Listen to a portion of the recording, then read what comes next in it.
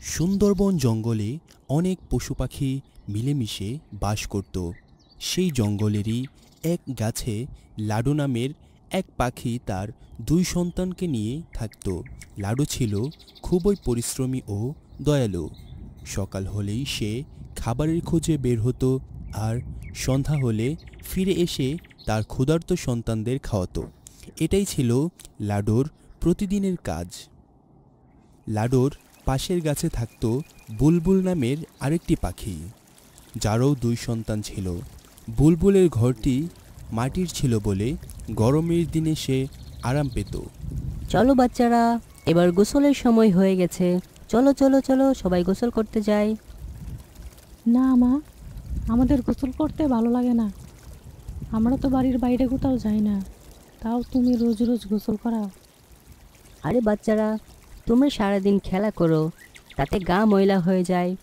রোজ গোসল না করলে তোমাদের পাখা থেকে গন্ধ আসবে।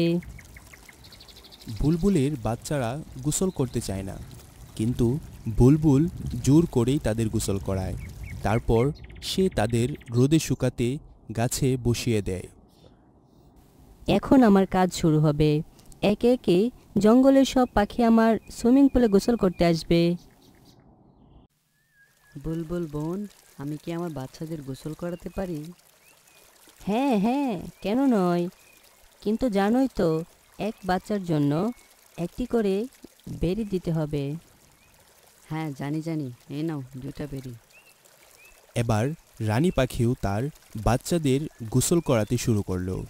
একে একে জঙ্গলের সব পাখি তাদের বাচ্চাদের গোসল করায়। লাডু চায় তার বাচ্চাদের গোসল করাতে। সে বুলবুলের কাছে যায়। বলো লাডু, কি চাও? বোন, আমি কি আমার বাচ্চাদের গোসল করাতে পারি? হ্যাঁ হ্যাঁ, দাও তবে 2টা বেরি। এই মুহূর্তে আমার কাছে বেরি নেই বোন, আমি পাহাড়ি অঞ্চলে গেলে নিয়ে আসব, তখন তোমাকে দেব। না না, সেটা হবে না। বেরি না দিলে সুইমিং পুলে ঢোকা নিষেধ। ঠিক আছে বাচ্চারা, চলো। লাডু তার বাচ্চাদের বোঝাতে লাগলো। মা মা, আমরা সুইমিং পুলে গোসল করব। না বাচ্চারা, আমরা নদীতে গোসল করব, নদীর ঠান্ডা ও পরিষ্কার পানিতে।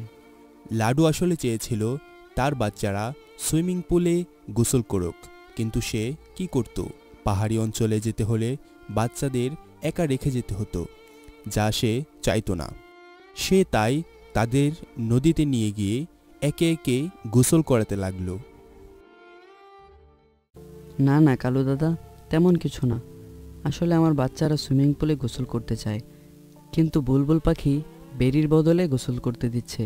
কিন্তু আমি তো আমার বাচ্চাদের একা রেখে যেতে পারি না। লাডু মন খারাপ করে বসেছিল। ঠিক তখনই সেখানে আসে দুষ্ট কাক। সে সব কথা শুনে ফেলে।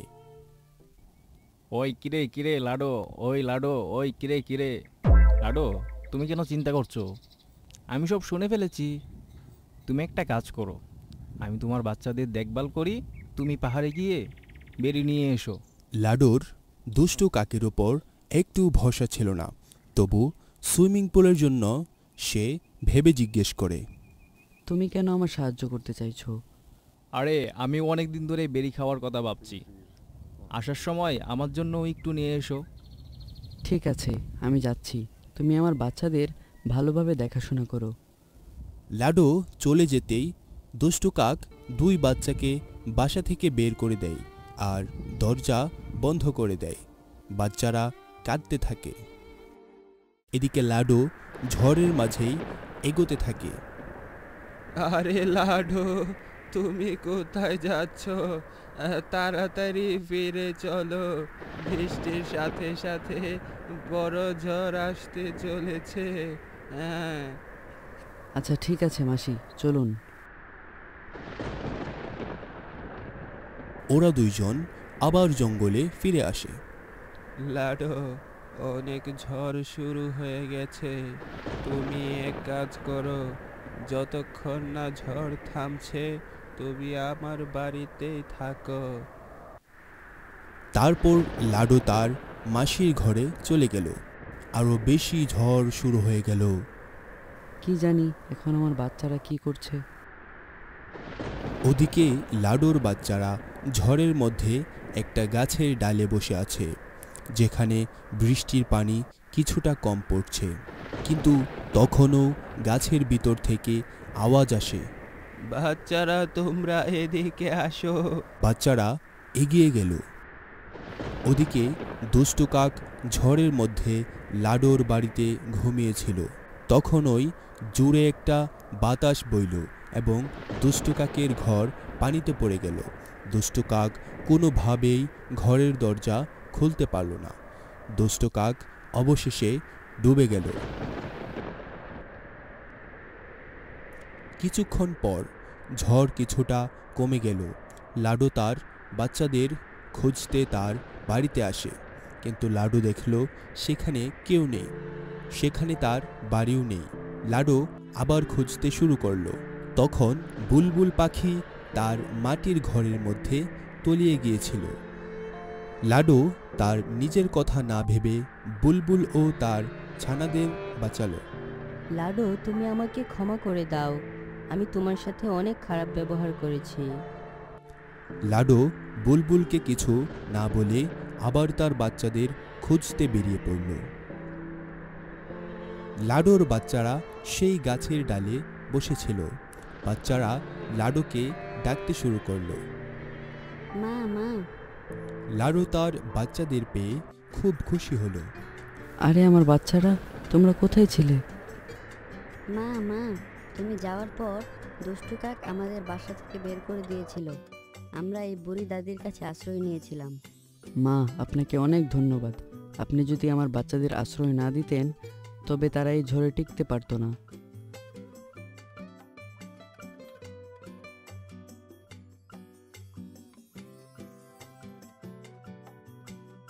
কিছুদিন পরে সব পাখিরা মিলে জঙ্গলের মাঝে এক বড় সুইমিং পুল বানায়, যেখানে তারা প্রতিদিন গোসল করতে থাকে। বন্ধুরা, তোমাদের সুইমিং পুলে গোসল করতে ভালো লাগে নাকি নদীতে? নিচে কমেন্টে জানাও। আর গল্পটি ভালো লাগলে অবশ্যই লাইক, শেয়ার ও সাবস্ক্রাইব করতে ভুলো না।